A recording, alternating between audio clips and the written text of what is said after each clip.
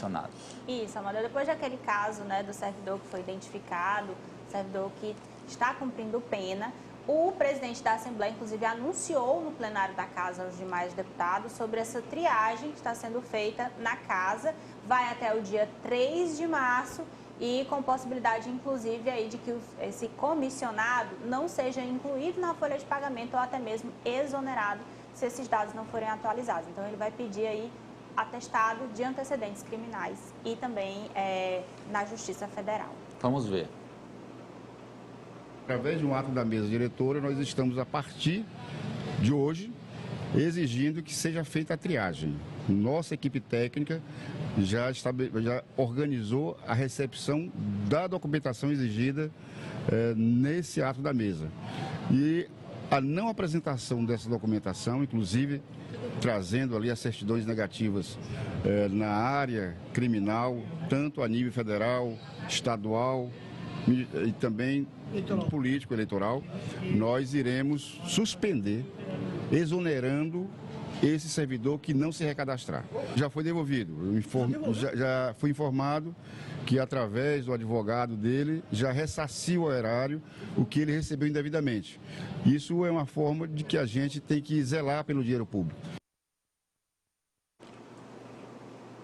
E aí, no final, o presidente ainda ressalta que os valores que foram pagos indevidamente ao comissionado, que já foi retirado dos quadros da Assembleia, já foi ressarcido à Casa Legislativa. Então, ele disse ali, inclusive no plenário, sobre essa questão da liberdade, né, dos deputados e deputadas de poderem fazer suas indicações, porque ele lembra, tem a questão política, que são pessoas que ajudaram na eleição destes parlamentares, mas que, para além da liberdade do parlamentar, tem a fiscalização. Claro, esse tipo de coisa não pode acontecer. E o presidente também anunciou um programa de desligamento voluntário na Casa e a preparação de um concurso? Também, isso. Já vai ser a primeira reunião amanhã com o Sindicato dos Servidores da Assembleia Legislativa.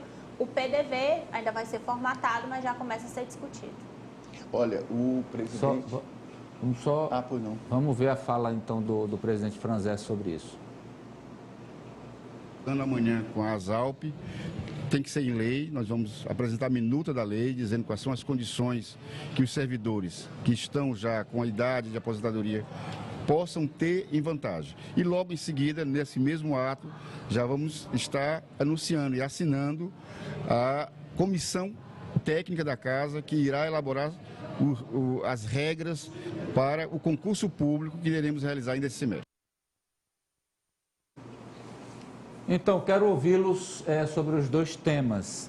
Ananias. Olha, é uma medida que vem a partir de uma situação crítica registrada na Assembleia, mas é uma medida, é uma reação extremamente oportuna, rápida, como o caso exige a partir do presidente Franzés Silva.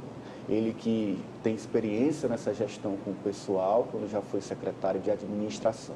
Então, fazer todas essas exigências para novas nomeações e também para os que já estão lá é essencial para manter a integridade do órgão. Lembrando que os próprios deputados, quando vão concorrer a uma eleição, precisam apresentar todas essas certidões. Então, no serviço público, nada mais comum, nada mais normal de que isso também seja exigido e vai ser feito agora a partir dessa medida de França.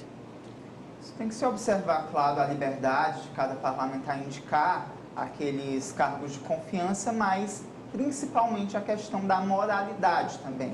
Não se pode indicar qualquer pessoa. Então, esse crivo é necessário para evitar que casos como o que repercutiu ontem, se repliquem em outras ocasiões na Assembleia Legislativa. E como a Ananias citou, o Franzés Silva ele tem expertise nessa questão do recadastramento no governo do Estado. Ele capitaneou o recadastramento dos servidores, que inclusive ali desencadeou milhares fora dos quadros que não passaram por esse recadastramento. Então, há uma expectativa, inclusive, que com esse processo na Assembleia Legislativa possa demandar uma economia também na folha de pagamento da Casa. Ari. Amadeu, o presidente Franzé, ele vem adotando uma série de medidas moralizadoras e medidas que contribuem ali para melhorar a segurança de quem frequenta, inclusive, a Assembleia, de quem trabalha lá também. Vou dar um exemplo. Antes, qualquer pessoa entrava lá no prédio do Palácio Petrônio Portela. Eu, que frequento o prédio, sei disso. Você chegava não havia o crivo, tem uma guarnição lá de PMs na entrada, mas como eles não eram orientados, não havia nenhuma seleção. Inclusive, a porta giratória automática não tinha detecção de metal. Você passava por ela ou não, entrava pela lateral. Então, uma das medidas, por exemplo, nós da imprensa seremos obrigados, a partir de agora, a apresentar o crachá funcional. Parece bobagem, mas não é. Você poderia entrar armado na Assembleia e, por exemplo, matar um funcionário lá, porque não havia revista. Então, agora, a revista, você tem que fazer um cadastro na entrada, tem a exigência do crachá funcional e, sim, ele tem razão de exigir declarações negativas para os comissionados, para aqueles que os deputados vão indicar, para a bem da moralidade do serviço público. Vamos agora para outro assunto, ainda com o presidente da Assembleia, Pauliana, que é a questão do transporte. O presidente Franzé vai levar uma proposta ao governador sobre o transporte público em Teresina. Isso, Amadeu, ontem teve até uma reunião, falhei em não ter mandado a foto, mandei agora, se der para a Nájila colocar, com a participação do deputado Evaldo Gomes, a participação do deputado Henrique Pires e representantes tanto dos trabalhadores do sindicato lá dos transportes, está na tela a imagem da reunião, como também em outro momento com representantes do CETUT. Daí saiu uma proposta que vai ser levada ao governador Rafael Fonteles, centrada em 2 pontos, e aí vai caber ao governador definir ou gratuidades, né, bancar essas gratuidades que são inerentes ao Estado, dos servidores do Estado, ou isenção de ICMS, o presidente explica. Estamos levando ao governador Rafael Fonteles 2 possibilidades de subsídios, que seria o governo do Estado arcar com a gratuidade no âmbito do governo estadual, que seriam as meias passagens dos alunos das escolas públicas estaduais, seria a questão dos policiais civis e militares e penitenciários que têm gratuidade. Outra possibilidade que nós vamos levar ao governador é a questão de ter a redução ou até mesmo a isenção na área de pneus e de óleo diesel. Então, cabe ao governador analisar essas propostas como forma de contribuir, né, seria uma ajuda do governo do Estado na resolução dessa crise do transporte público em Teresina, claro, isso sendo dialogado com a Prefeitura de Teresina. Esse grupo de deputados ainda não conseguiu levantar que valor seria suficiente o Estado desembolsar a cada mês para bancar essas gratuidades de servidores do Estado na rede de transporte, no sistema de transporte, e também está dependendo desse cálculo de ICMS, quanto o Estado poderia abrir mão de isenção, né, desse imposto do ICMS para as empresas de transporte, como forma de diminuir, porque a gente sabe que mais de 50% dos custos é com pessoal e cerca ali de 25% é esse custo de óleo diesel, de pneu, que é o custo de manutenção desses veículos para botar eles nas ruas. Então, é parte do esforço da Assembleia também para ajudar na resolução dessa crise.